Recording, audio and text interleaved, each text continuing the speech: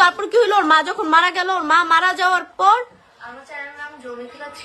ওর মা মারা যাওয়ার পর ওর মা মারা যাওয়ার পর আমরা লাইফে গেছি, যাওয়ার পর বলছি যে তুই একটু চুলটা বড় রাখ, মেয়েদের মতন চলাফেরা কর, এরকম আর করিস না। তোর মায়ের শেষ ইচ্ছা ছিল যে তুই মেয়েদের মতন চলাফেরা করবি, ওর মায়ের শেষ ইচ্ছা ছিল এটা।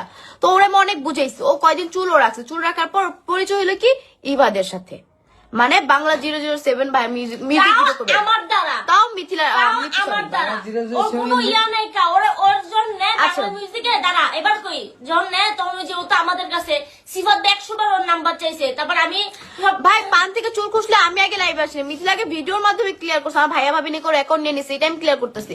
তখন ওর পরিচয় হলো ইভার সাথে, ঠিক আছে, বাংলা মিউজিকে তখনও ইভাদের সাথে থাকে।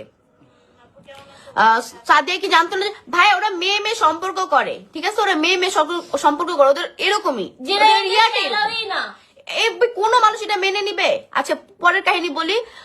তারপর কি হইলো যে ইবাদের কাছে গেল, ইবাদের সাথে থাকলো, তখন আমি বুঝতে পারলাম যে ইবার সাথে ওর হয়তো সম্পর্ক, যেহেতু মিথিলা মেয়ে, মিথিলা লেসবিয়ান, তো ইবার সাথে হয়তো সম্পর্ক, ওকে সম্পর্ক চলতেছে চলতেছে এরকম ভাবে এবার মা ওদেরকে বাসায় রাখি। এবার মাকে আমার ভাই ক্লিয়ার করছিল যে মিথিলা কিন্তু এরকম, মিথিলার জন্য কিন্তু ওর মা সুইসাইড করছে, আপনারা যেহেতু রাখতেছেন সেহেতু হচ্ছে ওর একটু দেখেন, আপনাদের রিক্সে রাখেন, এরকম হইতে পারে যে মিথিলা কিন্তু ইভা কিনে পালা যেতে পারে।